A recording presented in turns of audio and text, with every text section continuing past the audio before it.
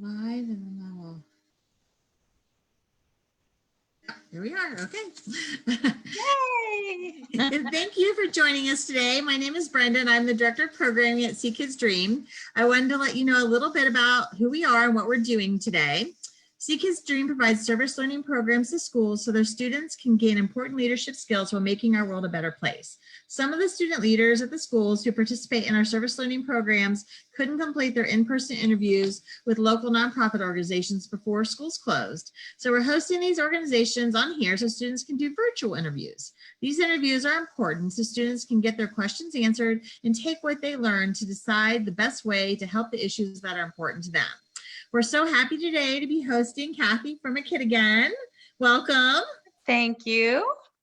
We're excited to have you here and answer our students' questions. I know you've participated in a lot of classroom interviews before, so. Yeah. This one's a little different, but yes, this is a little different, but yeah, we'll still get some really great questions from our students. So I'm going to go ahead and ask one of the students sent in a question, and how did A Kid Again get started? We started A Kid Again back in 1995. This is our 25th year, so we're excited about that. But we started in 1995. We saw that there was a need for families to have something to always look forward to. We actually were part of a wish granting group, a group of volunteers with a wish granting group before that, but the wishes are spectacular and there's nothing like it in the world. But what we found was when it was over, these families didn't have anything to look forward to. And we all know that a positive attitude helps anybody feel better, even if you have a cold or something, minor. To have something to look forward to helps you get through treatments and everything else. So in 95, we started A Kid Again. So another question I have then, what is the main way that you help the students? The kids, sorry. My brain. They're students too. That's too, okay. Yeah. What we do is provide outings that we call adventures, at least once a month. Sometimes there's more than one a month. And we serve kids from birth up to age 20. So we do a variety of different things because everybody's interested in something different. With, of course, the shutdown right now, what we're doing is virtual. We call them virtual adventures. They're just little things. I think tomorrow we're having a dance party online and we've done a big magic show and everything. But during a typical year, usual year, some of the things we do are a magic show. We go to the Columbus Crew. We do the Blue Jackets. We'll take a few thousand people to a private night at the zoo. One of our biggest events every year is a day at Kings Island. We do Magic Mountain, and we have a huge holiday party at the end of the year where we ask the kids what they want as a gift. We can spend up to $45 on each gift. And then our volunteers go out and get those gifts. We wrap them. We put them in a trash bag so the kids can't see them, and hand them out at the holiday party. And a lot of those gifts go home and go under the tree because the families are so poor that they can't afford holiday gifts. And that is the child's gift for Christmas. Very nice, very nice. I have a question from Ridgewood. They want to know, what are some of the illnesses that kids have that you help? The majority of the ones here in Central Ohio are cancer kids. Leukemia, all sorts of different kinds of cancers. We have a lot of cystic fibrosis, muscular dystrophy, a few multiple sclerosis, sickle cell. The list goes on and on. Ridgewood also wants to know, how many adventures can each family do in a year? They can do as much as they want. If they want to go to every adventure, they can. If part of the family can come and the other part can't, even part of the family can come. Say the qualifying child is sick and maybe in the hospital, the rest of the family can come. Or somebody's got a soccer game and can't make it, the rest of them can come. So whatever they want, as much or as little as they want to attend, they're allowed. A question I had from a student is, what volunteer opportunities do you have, and how old do you have to be to volunteer? To volunteer, that's kind of tricky. To be a true volunteer, you have to be 16. And younger than that, they're more than welcome to volunteer. We ask that they come with their parent, though, typically. Well, grade school kids, even, a few years younger than 16 is okay. But a lot of the kids will come with their parents. Their parents will sign up to be the volunteer, and then the kids kind of tag along to help out. And that would be at your events that you host? Those are mostly the adventures, yeah. Some of the fundraisers we do, there's a few that kids can help out with. We do a 5K and a family fun run, which is very appropriate for kids to help out with. Some of the other ones, though, we have a sit down dinner type thing, which is, isn't probably appropriate for a child to help out with, but the majority of them are the adventures. I have another question from Ridgewood. They wanted to know how many people work for your organization. Oh, good question.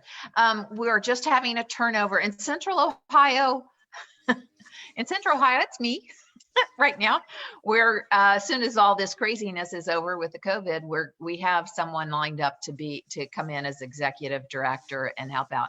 And then we have one other employee who's kind of part-time national, part-time Central Ohio. So in Central Ohio, 2.5. And I know you answered this before, but I think they missed it, is what got you started with a kid again? I got started because our oldest son, Christopher, had an inoperable brain tumor. He had brain cancer and he passed away. And he was the oldest of 5 kids. So while he was ill, I come from a very large family. We were surrounded by all sorts of love and support. The siblings always had something to look forward to. Aside, they're very worried about Christopher and worried about, the fact that I was never there with them, but they always had something fun to go to look forward to. So I felt like every family going through this deserves to have the support and the love that we had. And of course, the majority of the families don't have family the size we do. So I helped start the organization back in '95 so that we could do that for the other families. A question I have from a student is, do you have any wish list items? Always. One of the things we do is, well, we're not right now and probably won't be for a little while, but we once a month go and take dinner to the cancer floor and to the heart floor down at Nationwide Children's. And we can always bring things with us to hand out, like craft kits, art supplies, even, bubbles, anything like that the kids could do while they're in the hospital and help pass the time, board games.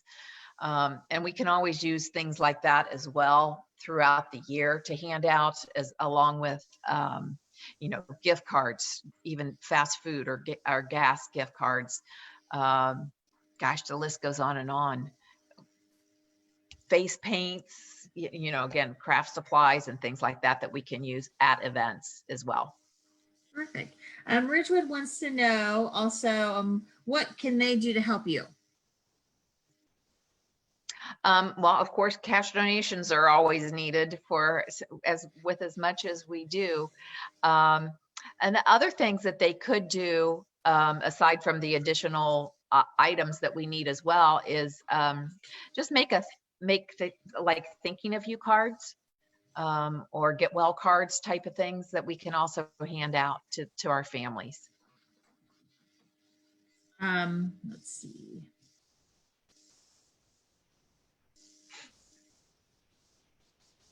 So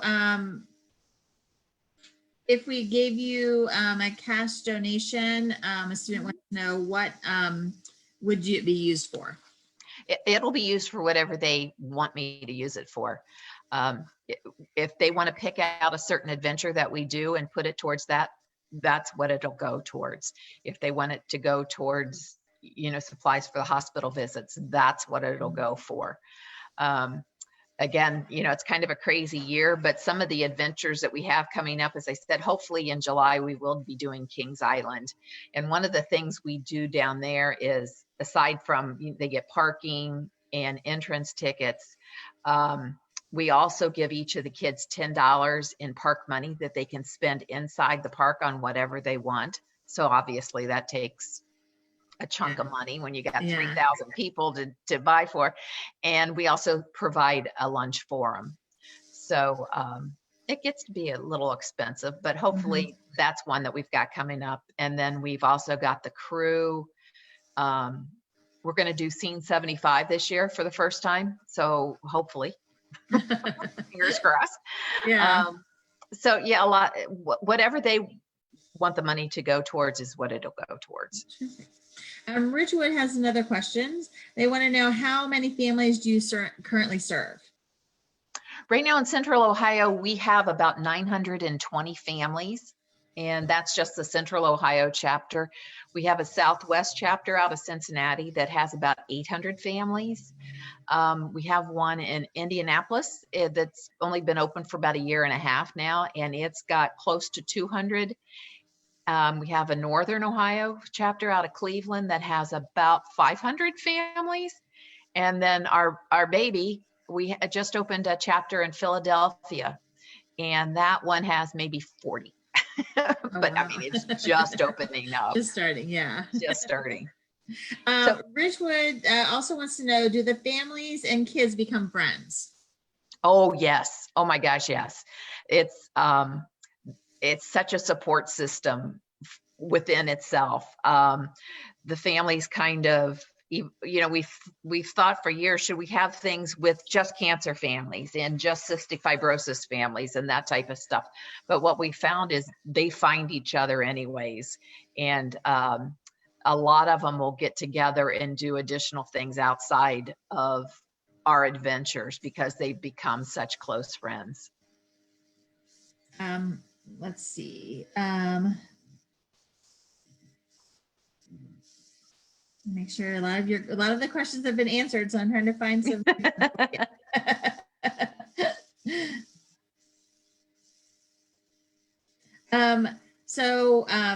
One question we have is, if this organization wasn't here, what do you think would happen?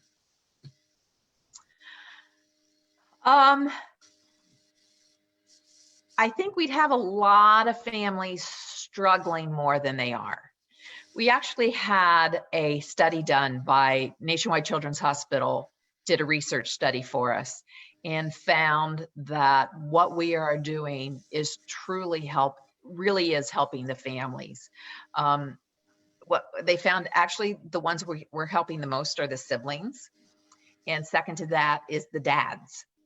And which makes a lot of sense because when a child is ill, of course, they get all of mom's attention typically in a typical family, and they get, gifts from people, somebody's in the hospital, so let's bring them a gift type of thing. And the siblings are kind of left out. So the siblings get the most out of what we're doing. I think the families would struggle a lot more, and they certainly wouldn't get the experiences and that we're able to provide. A lot of them would not. One of the events we do is the Wilds. To get there, we provide gas cards for them to get there, and tickets in and the whole day. And a day at Kings Island, that is so incredibly expensive. And again, the majority of our families live below the poverty line, that they wouldn't be able to do those things. And so a lot of what we do helps a family mentally, and just makes life better for them. Another question I had from a student was, what do you do other supports for families besides your events? Yes. Again, we do the hospital visits. If they need something, we will certainly, if it's out of our range of what we can do, we will direct them to an organization that can help them. Right now, we are providing, when we have it, soap and hand sanitizer and masks and all that good stuff to our families. Um, if they, if they, we also have a freezer in the back of our office that has dinners in it. So if a family is struggling with food, we can provide dinners for them. Um, and you know, it's kind of as it comes up, we handle it that way. But yes, we do provide more than just the adventures themselves. Another question that I had from a student was, how has the COVID-19 impacted your families? You know, what's really funny is when I'm emailing my families and everything, when it first started, a lot of them said, welcome to our world. You know, these kids, some of them are so sick that what we are doing now, they've been doing forever. The kids have been wearing masks and they walk around with hand sanitizer in their pockets, and you know, their hands are already raw from washing it so many times and everything. So a lot of them, and of course, you know, during the flu season, a lot of our kids, during a regular flu season, a lot of our kids can't go to school because there's so many illnesses there that they can't be exposed to it. So a lot of our families, this is how they live all the time. So yeah, that was kind of an interesting response I got from them. Yeah. Yeah, that is because it's so different for the rest of us, but for them, it's kind of what their normal life is. Yeah, yeah. It could be well, even for the siblings, a lot of them, you know, if like, you know, chicken pox is going around the school or something, you know, some of those diseases, even siblings have to be pulled out. I'm sure this is a little more difficult though for those siblings than it is for the child that's qualifying. But yeah, it was a unique response I got. Yeah, yeah. I wouldn't have thought about that. And I'm sure a lot of our students wouldn't have thought about that too, that those families are already, practicing social distancing and practicing, the increased hygiene. Right, right. What other kind of things do you think is important for students to know about what a Kid Again does and, about your families? I think, well, I think we've pretty well talked about what we do. Our motto is, we provide hope, happiness, and healing to families raising a child with a life-threatening condition. The majority of the families are so extremely grateful for what we do.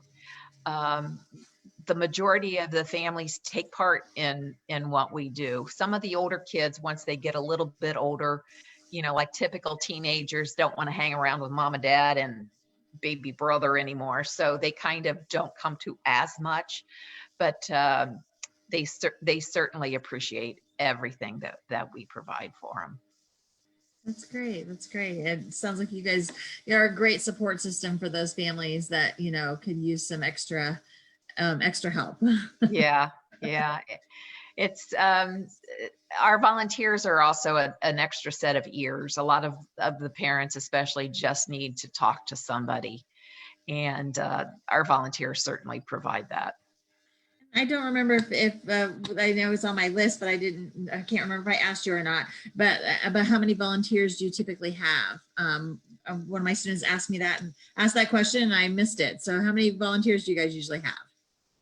Active volunteers, we have probably about 450, 500 that do something throughout the year. Mm-hmm. I have a core group of volunteers that do everything, and they know our processes and everything, but total volunteers, active volunteers, about 400 or 500.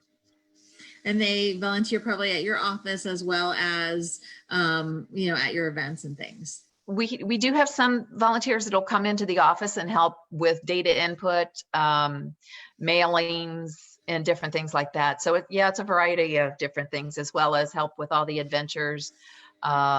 We have the volunteers that take care of the hospital visits, fundraisers, some social media stuff. Yeah, they do a wide variety of things. Well, thank you so much for taking the time to talk to us and answer your questions today. And it's a little bit different than the normal interviews you're used to doing, but this was wonderful. I really appreciate it. Good. Well, if you guys want to learn more about A Kid Again, you can go to our website at seekidsdream.org. And on our service hub, we have a page set up for A Kid Again with some information about them. And then you can also link then to their website to learn even more. So thank you so much. I'm sure we'll be talking again soon. Sounds good. Bye, everybody.